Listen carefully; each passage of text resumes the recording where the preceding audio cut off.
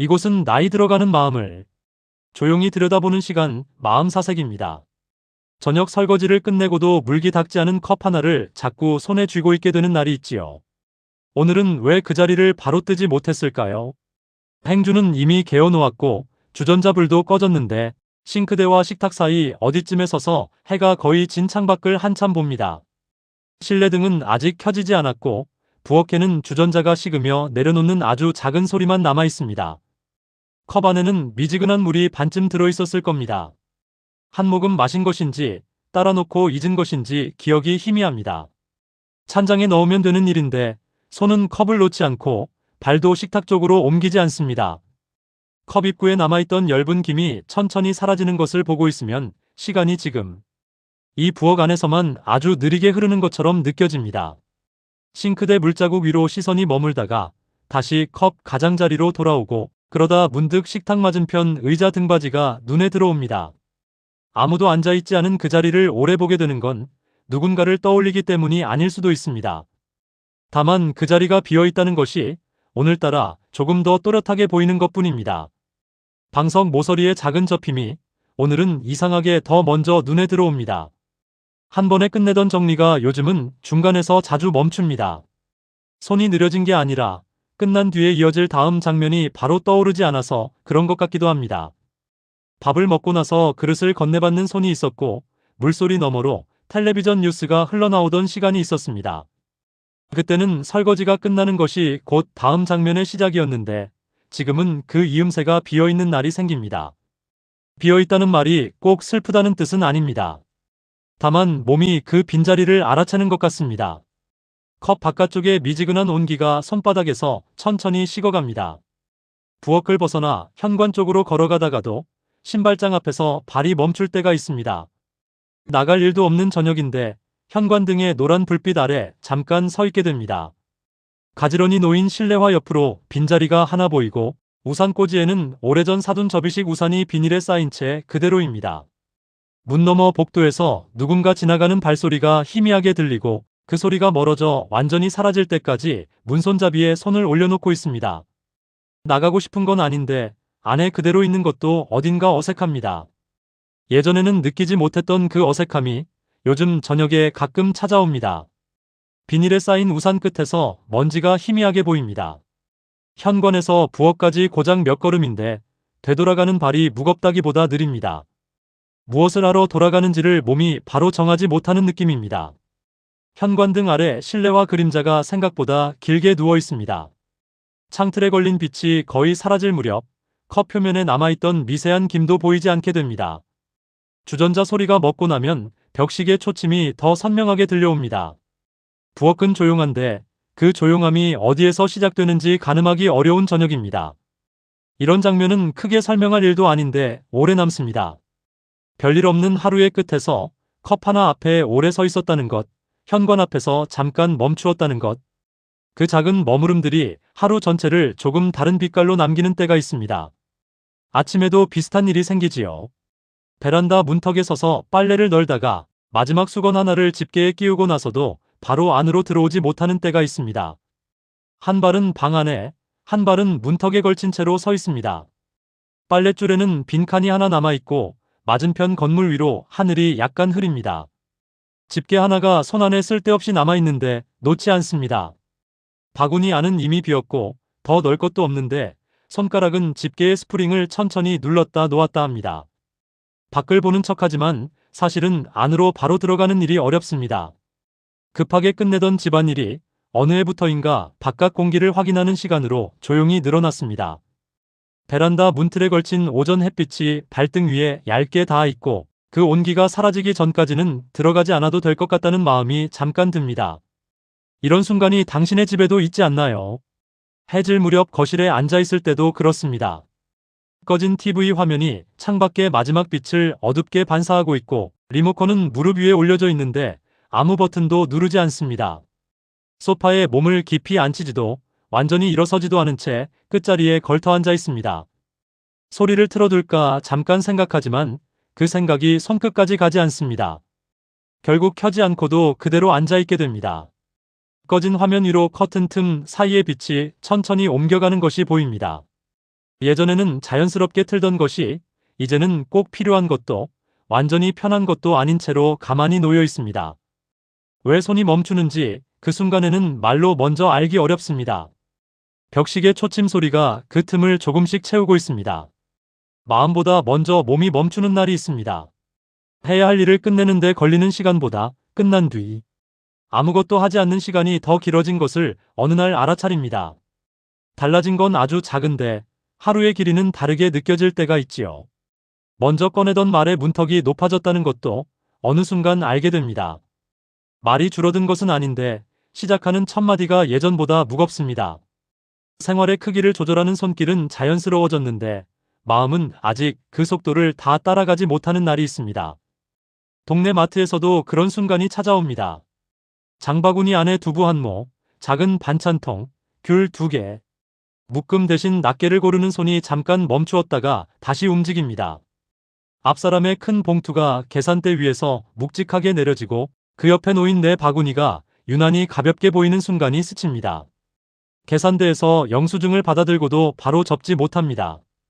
짧은 숫자들 사이로 필요한 것만 사는 일이 아끼는 일이라서가 아니라 생활의 폭 자체가 달라졌다는 감각이 영수증 위의 숫자보다 먼저 손에 닿습니다. 마트를 나서며 비닐봉지 손잡이를 한 손으로 쥡니다. 양손에 나눠들 만큼의 무게가 아니라는 것을 손보다 마음이 먼저 압니다. 집까지 돌아오는 길이 올 때보다 조금 더 조용하게 느껴집니다. 여러분도 어느 날부터는 양보다 이유를 먼저 고르게 되었는지요? 베란다에 수건 하나를 널어두고도 쉽게 안으로 들어오지 못하는 아침이 있습니다. 집게 하나가 손안에 남아있고 문턱에는 바깥빛이 얇게 걸쳐 있습니다. 할 일은 끝났는데 다음 움직임은 잠시 늦어집니다. 오래전 프랑스의 사상가 몽테뉴는 사람에게는 온전히 자기 자신만의 방이 하나 필요하다고 보았습니다. 그는 혼자 있는 시간을 고립이나 결핍으로 보지 않았습니다. 수상록이라 불리는 긴 글 속에서 사람과 떨어져 있는 일보다 더 중요한 것은 자기 자신에게서까지 멀어지지 않는 일이라고 적었습니다.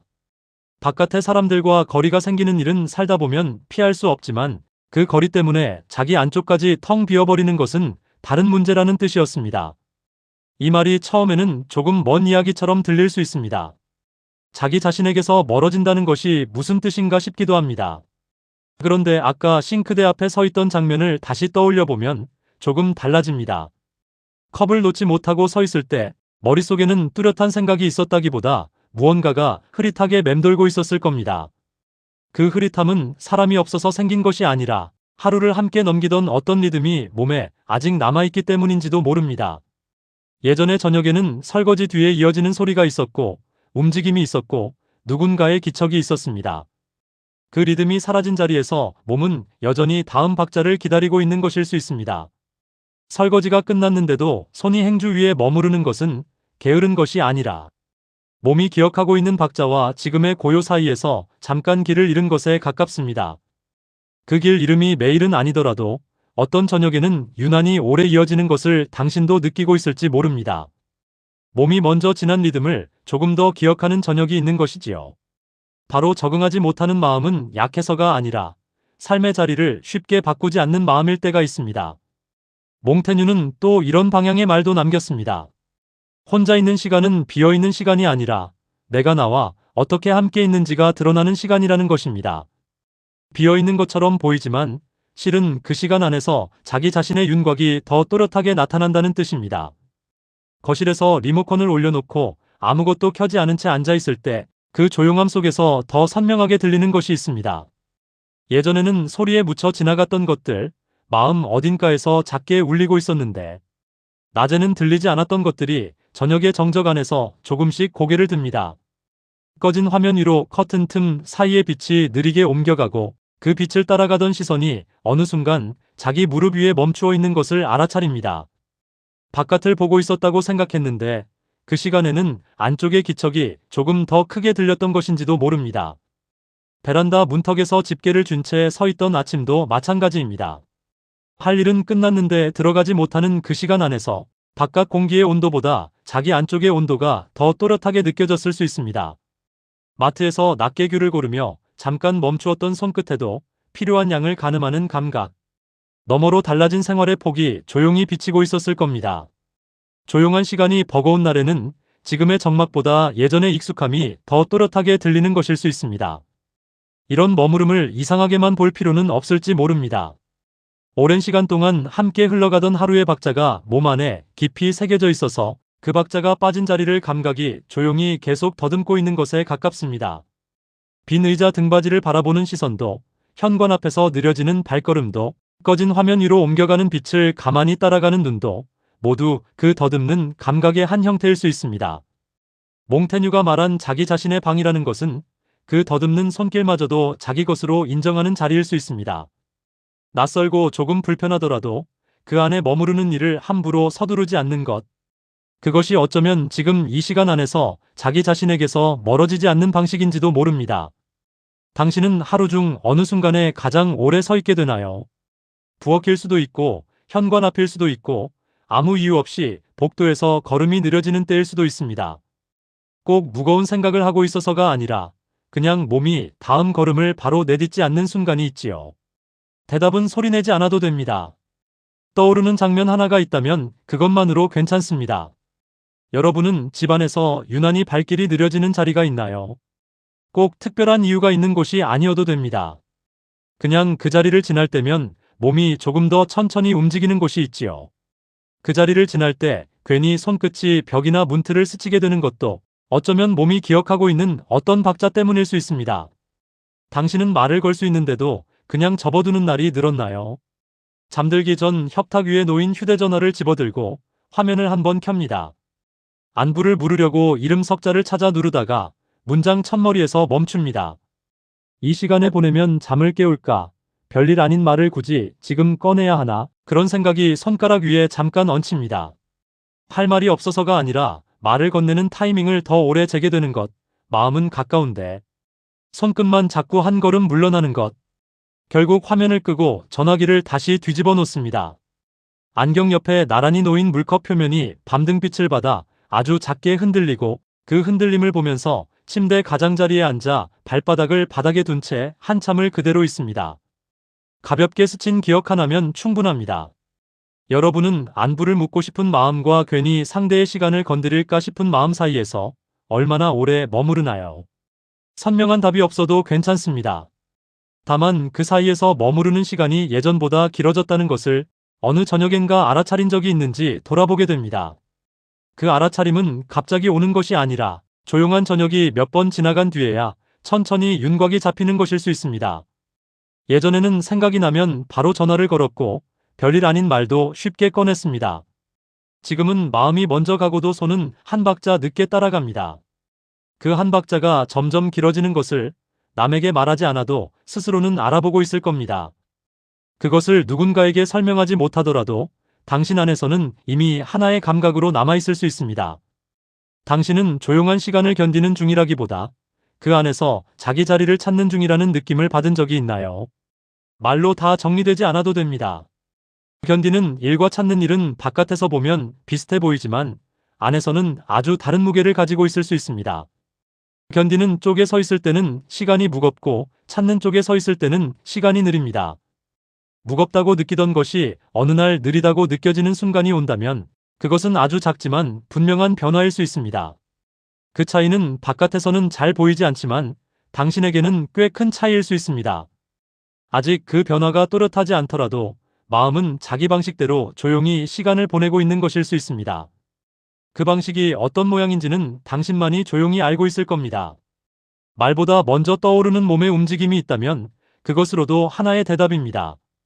여러분은 아무 일 없는 하루에도 함부로 지나칠 수 없는 마음의 결이 남아있다는 것을 어느 순간 알아차리나요? 컵 앞에서 오래 선 것, 문턱에서 바로 들어오지 못한 것, 리모컨을 올려놓고 아무것도 누르지 않은 것, 전화기를 껐다 켰다 한 것. 그 하나하나가 설명되지 않아도 당신은 이미 그것이 무엇인지 조금은 알고 있을 겁니다. 잘 모르겠다면 오늘 가장 오래 머문 자리를 생각해 보아도 좋습니다. 그 자리에 당신이 서 있었다는 것 자체가 이미 하나의 대답일 수 있습니다. 길어진 혼자만의 시간은 당신이 비어있다는 증거라기보다 마음이 예전의 속도에서 새로운 속도로 옮겨가는 중이라는 표시일지 모릅니다. 비어 보이는 자리에서도 마음은 아주 천천히 다음 박자를 더듬고 있을 수 있습니다. 조용함 앞에서 자꾸 멈추는 당신은 뒤처진 것이 아니라 자기 삶의 결을 함부로 덮지 않는 사람일 수 있습니다. 서두르지 않아도 그 박자는 조금씩 만들어지고 있을 겁니다. 오늘 하루가 유난히 조용했다면 그 조용함 안에서도 당신의 마음은 가만히 제자리를 더듬고 있었을 것입니다. 싱크대 앞과 베란다 문턱, 소파 끝자리 같은 곳에는 하루보다 오래된 기척이 남아 있습니다. 설거지를 마치고도 떠나지 못했던 부엌의 몇 분, 빨래를 다 널고도 집게를 쥔 채 서 있던 문턱의 아침. 그 자리들은 따로따로인 것 같지만 하루라는 시간 안에서 조용히 이어져 있었습니다. 그 하루는 아무 일 없는 하루였지만 당신의 몸과 마음은 그 안에서 여러 번 멈추었다가 다시 움직이기를 반복하고 있었습니다. 낮게 귤을 골라 담던 마트의 오후도, 전화기를 뒤집어 놓고 침대 가장자리에 앉아있던 밤도 같은 하루 안에 있었습니다. 조용한 하루였지만 마음이 머문 자리는 여러 곳이었습니다. 컵 하나를 오래 쥐고 있던 손에도 이미 여러 해의 생활이 같이 들어 있습니다. 그 손은 누군가의 밥을 짓고 빨래를 널고 문을 열고 닫고 전화를 걸고 끊던 손입니다. 누군가의 안부를 살피며 손등을 대보던 손이기도 했을 겁니다. 지금 그 손의 머무름에도 오래 지나온 생활의 감각이 함께 실려 있을 수 있습니다. 많은 것을 쥐었다 놓아본 손이기에 지금 남아있는 것의 무게를 더 섬세하게 느끼는 것인지도 모릅니다. 혼자 있는 시간이 길어지면 마음은 여러 가지 모양을 만듭니다. 어떤 날은 고요하고 어떤 날은 무겁고 어떤 날은 그 두 가지가 구분되지 않습니다. 어떤 날은 아침부터 저녁까지 별다른 감정 없이 지나가다가 불을 끄려는 순간에야 하루 전체의 무게가 한꺼번에 손끝에 닿기도 합니다. 그 모양들이 매번 깔끔하게 정리될 필요는 없습니다. 오늘 마음이 끝까지 정리되지 않아도 하루는 그 모양대로 지나갈 수 있습니다. 설명되지 않은 채 남아있는 마음이 있어도 그 자체로 어색한 일만은 아닙니다. 내일 아침 다시 주전자에 물을 올리고 베란다 문을 열고 장을 보러 나갈 때 오늘의 이 마음이 조금은 다른 결로 함께 있을 수 있습니다. 달라지는 것은 아주 천천히 스스로도 알아채기 어려운 속도로 일어납니다. 아직 이름 붙이지 못한 이 조용함에도 이미 결은 생겨 있습니다. 그 결을 서둘러 정리하거나 이름 붙이지 않아도 당신은 이미 그것과 함께 하루를 보내고 있습니다. 쉽게 넘기지 못하는 마음은 가볍게 다룰 수 없는 삶을 살아왔다는 흔적일 수 있습니다. 당신이 문턱에서 오래 서 있는 것, 영수증을 바로 접지 못하는 것, 화면을 껐다 켜는 것, 그 모든 작은 망설임에는 함부로 설명할 수 없는 시간이 묻어 있습니다. 그 시간은 누구에게 보여주기 위한 것이 아니었고 지금 이 자리에서 당신이 조용히 앉고 있는 것도 마찬가지입니다. 당신의 하루가 남들 눈에는 조용해 보일지라도 그 안에서 마음이 오간거리는 결코 짧지 않았을 것입니다. 그 거리를 온전히 걸어온 사람의 하루는 아무 일 없는 하루라는 말로는 다 담기지 않을 수 있습니다. 모든 자리를 바로 새롭게 만들지 못해도 지금의 생활은 이미 당신의 속도로 흘러가고 있습니다. 집안의 작은 정적 속에도 당신을 오래 설명해 온 시간이 함께 앉아 있었을 것입니다. 바로 풀리지 않는 마음과 함께 조금 덜 서둘러 지나가게 되는 밤도 있을 것입니다. 내일도 컵에 물을 따르는 소리가 부엌에 잠깐 퍼지고 실내등 스위치를 켜는 짧은 소리 사이로 오늘의 이 시간이 아주 얇게 지나갈 수 있습니다. 그것만으로도 하루는 어제와 조금 다른 모양이 됩니다. 협탁 위 물컵에 얹힌 밤등 그림자가 조금 흔들리다 다시 고요해지듯 오늘의 마음도 그렇게 천천히 자기 모양을 더듬고 있을지 모릅니다. 여러분은 하루 중 어느 자리에서 가장 오래 머무르게 되나요? 집안에서 유난히 발길이 느려지는 곳이 있다면 그곳은 어디쯤인가요? 이 이야기가 당신의 하루 한켠에 잠시 머물렀다면 표시 하나 남겨두셔도 괜찮습니다. 이 시간들이 가끔 필요할 때 다시 만날 수 있도록 이어져 있겠습니다. 이곳은 마음 사색이었습니다.